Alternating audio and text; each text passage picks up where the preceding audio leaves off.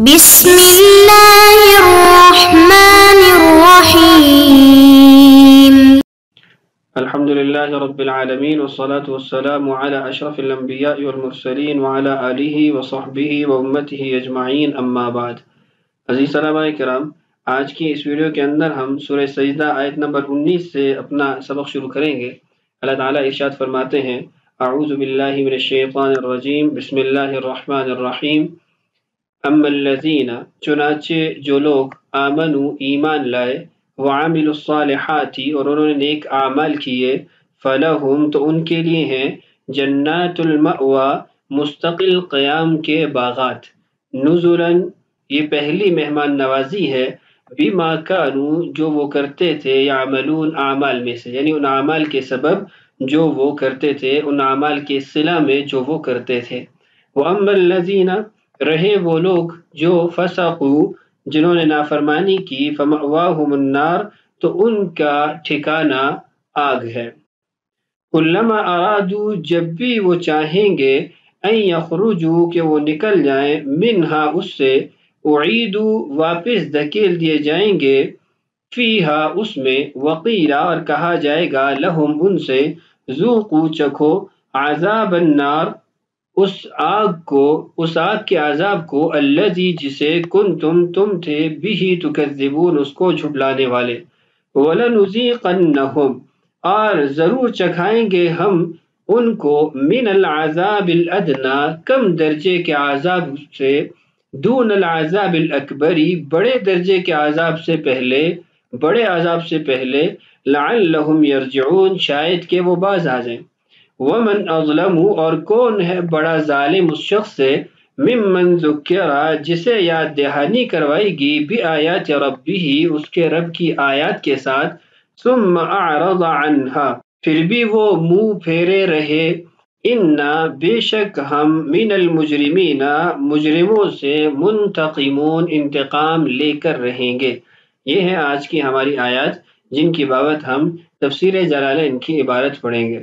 اما الذین چنانچہ جو لوگ آمنوا ایمان لائے، وعملوا الصالحات اور انہوں نے نیک اعمال کیے، فلہم تو ان کے لیے ہے جنات المأوى مستقل قیام کے باغات، نزلا یہ مہمان نوازی ہے، هو ما يعد للضیف آگے اس کی تفسیر بیان کی گئی کہ نزل کہا جاتا ہے اس چیز کو جو مہمان کے لیے ابتدا میں، اول وہلہ میں پیش کی جاتی ہے، تو یہ ان کی ابتدائی مہمان نوازی ہوگی کہ ان کو مستقل قیام گاہ والے باغات ادا کیے جائیں گے، وہ ان کے حوالے کیے جائیں گے۔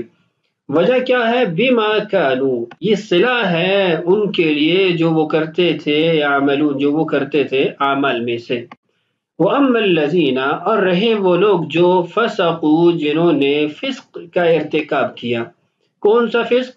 بالکفر والتکذیب اس کلمہ کو یہاں پر مقدر نکال کر واضح کر کر اس بات کی وضاحت کی گئی کہ یہاں پر فسق سے مراد وہ کفر ہے، جھٹلانا ہے، تکذیب ہے، اس لیے کہ آگے جو مزید اس کی وضاحت آ رہی ہے اس سے خلود فی النار ثابت ہو رہا ہے، ہمیشہ کے لیے جہنم میں رہنا، ٹھہرنا ثابت ہو رہا ہے، اور ہمیشہ کی جہنم وہ صرف کفر سے ہی ہو سکتی ہے، تکذیب سے ہی ہو سکتی ہے، شرک سے ہی ہو سکتی ہے، ایمان مع المعصیہ سے ہمیشہ کی جہنم نہیں فیصلہ ہوتا، نہیں اس کے اندر انسان کو ٹھہرنا پڑتا۔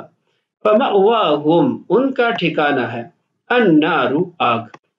قرآن پاک کی اس اسلوب میں آپ ذرا غور کریں کہ اللہ تعالیٰ نے جہاں پر ایمان والوں کے لیے باغات کا تذکرہ کیا ہے، وہاں صرف ایمان کو ذکر نہیں کیا بلکہ ایمان کے ساتھ اعمال صالحہ کو بھی ذکر کیا ہے کہ ایمان کا تقاضا اعمال صالحہ ہے، اور اول وہلہ میں جنت میں داخل ہونے کے لیے، ٹھکانہ پکڑنے کے لیے وہ ایمان کے ساتھ اعمال بھی ضروری ہیں، جبکہ جہنم میں ہمیشہ رہنے کے لیے کفر ہی کافی ہے، تکذیب ہی کافی ہے، اس میں اعمال سیئہ ہونا نہ ہونا اس سے خلود فی النار پر کوئی فرق نہیں پڑتا، بھلے اعمال حسنہ ہی کیوں نہ ہو لیکن کفر ہو ساتھ تو وہ اعمال حسنہ بھی اس کے لیے خلود فی النار سے بچنے کا سبب نہیں بن سکتے۔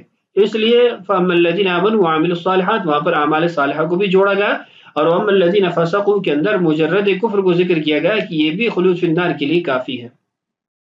کلما جب بھی ارادو وہ چاہیں گے ان یخرجوا منہا کہ وہ نکلے اس سے، اعیدوا فیہا واپس اسی میں دھکیل دیے جائیں گے. یعنی اہل نار جب جہنم سے باہر نکلنے کی کوشش کریں گے تو جہنم کی لپیٹیں ہی، جہنم کے شعلے ہی انہیں دھکیل کر واپس جہنم میں پھینک دیں گے. اور بعض احوال میں یوں بھی ہوگا کہ جہنم کے شعلے اٹھا کے ان کو باہر پھینکیں گے اور وہیں سے دوسرا شعلہ اٹھا کے اس کو اندر پھینکے گا، جہنم کے اندر ہی باقی رکھے گا. وقیل لہم اور ان سے کہا جائے گا ذوقوا چکھو عذاب النار آگ کے اس عذاب کو، الذی جسے کنتم تم تھے بھی اس کو تکذبون جھٹلانے والے، کہ تم جس عذاب کو جھٹلاتے تھے آج اسی عذاب میں پڑے، اسی کو چکھتے رہو، اسی میں تکلیف میں رہو. وَلَنُذِيقَنَّهُمْ اور ہم ضرور بالضرور ان کو چکھائیں گے من العذاب الادنا قریب کے عذاب سے یا کم درجے کے عذاب میں سے ہم کچھ انہیں چکھائیں گے. العذاب الادنا سے کیا مراد ہے؟ عذاب الدنیا. ہم دنیا کا کچھ عذاب ان کو چکھائیں گے. وہ مختلف صورتوں میں ہو سکتا ہے. کچھ صورتیں یہاں پر صاحب جلالین نے لکھی ہیں بالقتل، بدر میں جیسے ان کو قتل کیا گیا، والاسر جیسے بدر میں ہی ان کو قیدی بھی بنایا گیا، یہ بھی ان کے لیے عذاب تھا، والجد سنین اور ایسے ہی کئی سالوں کا قحط جو ان پر آیا تھا اللہ تعالیٰ کی طرف سے بطور عذاب جب رسول اللہ صلی اللہ علیہ وسلم مدینہ منورہ تشریف لے گئے تھے، والامراض ایسے ہی بیماریوں کی صورت میں جو اللہ تعالیٰ کا عذاب آیا. اور بھی مختلف صورتیں ہو سکتی ہیں، بے چینیاں، نفرتیں، مال کا کم پڑ جانا، برکت اٹھا لے جانا، یہ سارے دنیا کے عذابات ہیں. تو ہم ضرور ان کو ان عذابات میں سے کچھ چکھائیں گے. دونا بمعنی قبل اس کے العذاب الاکبر یعنی بڑے عذاب سے پہلے. اور بڑا عذاب عذاب الاخرہ آخرت کا عذاب ہے کہ آخرت کے عذاب سے پہلے دنیا میں کچھ عذابات چکھائیں گے.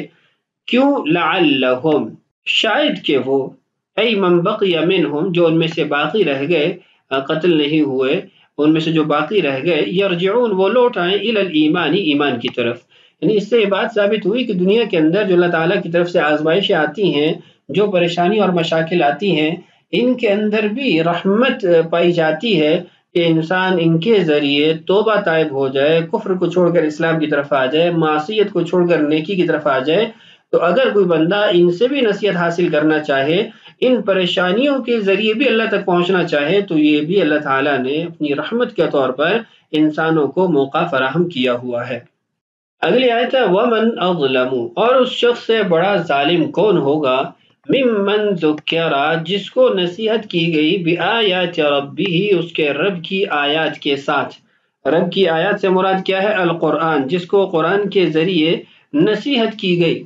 ثم اعرض عنها لیکن وہ اس سے روگردانی ہی کرتا رہا، وہ اس سے اپنا چہرہ پھیرتا ہی رہا، اس نے اس نصیحت پر کوئی یعنی عمل نہیں کیا، کوئی توجہ نہیں دی. تو ومن اظلم ممن ذکر اصل میں اس کی وضاحت کی گئی کہ اس کا مطلب یہ کہ لا احد اظلم منہ کوئی بھی ایسا نہیں ہے جو اس سے بڑا ظالم ہو. ان بے شک ہم من المجرمین مجرمین سے مراد المشرکین الکافرین، ہم ان کافروں سے منتقمون انتقام لے کر رہیں گے. یہاں میں ایک بات کی وضاحت کر دوں اور بڑی اہم بحث ہے. اس سے قبل سورہ عنکبوت کی آخری آیات بھی اسی مفہوم کو واضح کر رہی تھیں. پہلے پارے کے اندر بھی آپ نے اس مفہوم کی آیت کو پڑھا، اور بھی دیگر مقامات ہیں. آیت یہ ہے کہ اللہ تعالیٰ نے قرآن پاک میں متعدد مقامات پر سب سے بڑا ظالم شخص ان کلمات کو ذکر کیا ہے، لیکن آگے جو اس کے افراد ہیں وہ مختلف ہیں.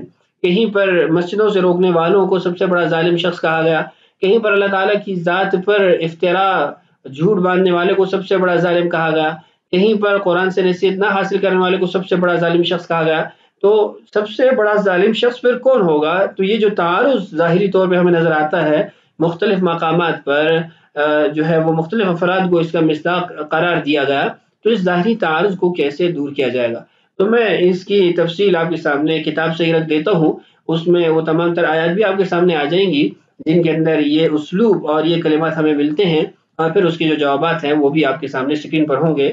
تو زبانی آپ کو بتانے سے بہتر ہے کہ کتاب آپ کے سامنے آ جائے تاکہ اسکرین پہ آپ اس کو پڑھ بھی سکیں. اور اگر کتاب سے آپ مزید آیات، چونکہ قرآن پاک کی بہت ساری آیات کو یوں ہی اس کتاب میں جمع کیا گیا ہے، تو آپ اس میں بھی اس کو دیکھ سکتے ہیں. تو یہ ہمارے پاس کتاب ہے آیات متعارضہ کا حل وغیرہ. تو یہ ہمارے سامنے کتاب اسکرین پر موجود ہے، عنوان ہے سب سے بڑا ظالم شخص کون۔ پارہ نمبر 1 میں بھی اس کی آیات موجود ہے، 7 میں بھی ہے، 8 میں بھی ہے، 11، 12، 21، 24 اور 28 میں بھی آیات آپ کے سامنے اسکرین پر موجود ہیں۔ پارہ نمبر 1 میں ہے رکوع نمبر 14 سورہ بقرہ، وَمَنْ أَظْلَمُ مِمَّنْ مَنَعَ مَسَاجِدَ اللَّهِ أَنْ يُذْكَرَ فِيهَا اسْمُهُ۔ یہ ہمارے جلالین کی صفحات بھی اس پر لکھے ہوئے ہیں، اور ہمارے سبق سے یعنی متعلق جو کتاب ہے وہ بھی آپ کو اس کا حوالہ بھی مل رہا ہے۔ اور دوسری آیت ہے وَمَنْ أَظْلَمُ مِمَّنْ كَتَمَ شَهَادَةً عِنْدَهُ مِنَ اللَّهِ وَمَنْ أَظْلَمُ مِمَّنْ افْتَرَى عَلَى اللَّهِ كَذِبًا أَوْ كَذَّبَ بِآيَاتِهِ۔ تو یہ آگے آیات آپ کے سامنے اسکرین پر آ رہی ہیں، یہ تقریباً 12 آیات ہیں جن کے اندر ومن اظلم فمن اظلم یہ کلمات ہمیں ملتے ہیں۔ اب تعارض پہلے سمجھ لیجئے، ومن اظلم کا صیغہ قرآن پاک میں بہت سی جگہ آیا ہے، جیسا کہ آیات مذکورہ سے ظاہر ہے، اس میں من استفہامیہ ہے۔ آیت نمبر 1 کا ترجمہ یہ ہوگا کہ کون زیادہ ظالم ہے اس شخص سے جو اللہ کی مسجدوں میں اللہ کا ذکر کرنے سے لوگوں کو روکے، لیکن اس میں استفہام کے حقیقی معنی یعنی استعلام، کسی چیز کو معلوم کرنا سمجھنا مراد نہیں ہو سکتے، اس لیے کہ اللہ تعالیٰ تو علیم بکل شیء ہے، ان کے حق میں استفہام محال ہے، اس لیے استفہام مجازاً نفی کے معنی میں ہے، جس کو استفہام انکاری کہتے ہیں۔ اور من اظلم کا مطلب ہے لا احد اظلم۔ اب ترجمہ یہ ہوگا اس سے بڑا کوئی ظالم نہیں ہے، یعنی نفی کا معنی ہے۔ اور آپ نے جلالین کی عبارت میں دیکھا وہاں پر بھی اس بات کو یوں ہی ذکر کیا گیا لا احد اظلم منہ، یعنی اس سے مراد یہ تھی کہ ومن یہاں پر یہ من للاستعلام نہیں ہے، للاستفہام نہیں ہے، اس لیے کہ اللہ تعالیٰ کو تو معلوم ہے، تو یہ من بمعنی نفی ہوگا کہ لا احد اظلم ممن ذکر، ای لا احد اظلم منہ۔ تو اسی بات کو یہاں پر اس کتاب کے اندر بھی ذکر کیا گیا۔ اب تعارض یہ ہے کہ آیت نمبر 1 سے معلوم ہوتا ہے کہ سب سے بڑا ظالم مساجد میں اللہ کے ذکر کرنے سے روکنے والا ہے، اس سے بڑا کوئی ظالم نہیں۔ اور دوسری آیات سے معلوم ہوتا ہے کہ سب سے بڑا ظالم وہ شخص ہے جو شہادت کو چھپائے، اس سے بڑا کوئی ظالم نہیں۔ اور اخیر کی تمام آیتوں سے معلوم ہوتا ہے کہ سب سے بڑا ظالم شخص وہ ہے جو اللہ پر جھوٹا بہتان باندھے، آیات خداوندی کی تکذیب کرے، ان سے اعراض کرے۔ ان آیات میں متعدد لوگوں کو ازلم بتایا گیا، حالانکہ ازلم تو ایک ہی شخص ہو سکتا ہے۔ اگر معنی ذکر اللہ فی المسجد ازلم ہے تو کاتم شہادت ازلم نہیں ہو سکتا، اگر کاتم شہادت ازلم ہے تو معنی ذکر ازلم نہیں ہو سکتا۔ اسی طرح تمام آیات میں کہا جائے گا، پس ان آیات میں تعارض ہو گیا کہ ہر ایک کی ازلمیت کا اثبات بھی ہے، اس کی نفی بھی ہو رہی ہے، وہذا ہوا التعارض۔ نیچے ان اعتراضات کے 3 جوابات دیے گئے ہیں، ان کو پڑھ لیتے ہیں۔ پہلا جواب یہ ہے کہ ہر آیت میں جو ایک شخص کی ازلمیت میں تخصیص ہو رہی ہے وہ من موصولہ کے بعد آنے والے صلہ کے مفہوم کے ساتھ ہے۔ مثلا من اظلم ممن منع مساجد اللہ کا مطلب یہ ہے لا احد من المانعین اظلم ممن منع مساجد اللہ، یعنی نیک کاموں سے روکنے والے لوگوں میں سب سے بڑا ظالم وہ شخص ہے جو اللہ کی مسجدوں میں ذکر اللہ کرنے سے روکے۔ یعنی ومن اظلم ممن منع، اس میں جو محذوف نکلے گا، مقدر عبارت نکلے گی، وہ یہ ہوگی کہ جو نیکی کے کاموں سے روکنے والے ہیں ان میں سب سے بڑا ظالم اللہ کے گھروں میں ذکر کرنے سے روکنے والا۔ اب نیکی کے کاموں سے نماز سے بھی روکا جا سکتا ہے، زکوٰۃ سے روکا جا سکتا ہے، قربانی سے روکا جا سکتا ہے، اچھے اخلاق سے روکا جا سکتا ہے، تو ان سب میں سب سے بڑا ظالم روکنے والوں میں سے وہ اللہ کے گھروں میں آنے والوں کو روکنے والا ہوگا۔ اسی طرح لا احد من الکاتمین اظلم ممن کتم شہادۃ عندہ من اللہ کے کاتمین میں سب سے بڑا ظالم وہ شخص ہے جو شہادت من اللہ کا کتمان کرے، یعنی بہت ساری چیزوں کو چھپایا جا سکتا ہے تو وہ بھی ظلم ہے، غلط ہے، لیکن ان میں سب سے بڑا ظلم یہ ہے کہ اللہ تعالیٰ کی شہادت کو چھپا لیا جائے۔ ایسے ہی لا احد من المفترین اظلم ممن افترى علی اللہ کذبا، اور جو ہماری آیت ہے اس سے متعلق دیکھیے لا احد من المکذبین اظلم ممن کذب بآیات اللہ ولا احد من الکذابین ممن کذب علی اللہ ولا احد من المعرضین اظلم ممن ذکر بآیات ربہ ثم اعرض عنها۔ یہ آخری جو ٹکڑا ہے یہ ہماری آیت کی وضاحت ہے کہ اعراض کرنے والوں میں سب سے بڑا ظالم وہ ہے جو اللہ کی آیات سے اعراض کرتا ہے، اور ایسے ہی اللہ جھٹلانے والوں میں سب سے بڑا ظالم شخص ہوا ہے جو اللہ کی آیات کو جھٹلاتا ہے۔ تو اس صورت میں کوئی تعارض باقی نہیں رہے گا۔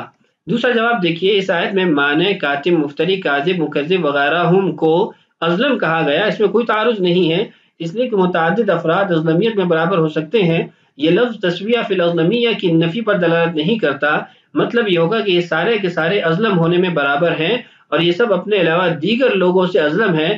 جیسے کہا جائے لا احد افقہ من زید وعمر وخالد، تو اب زید، عمر، خالد یہ تینوں فقاہت میں برابر ہو گئے اور ان کے برابر کا کوئی نہیں ہے.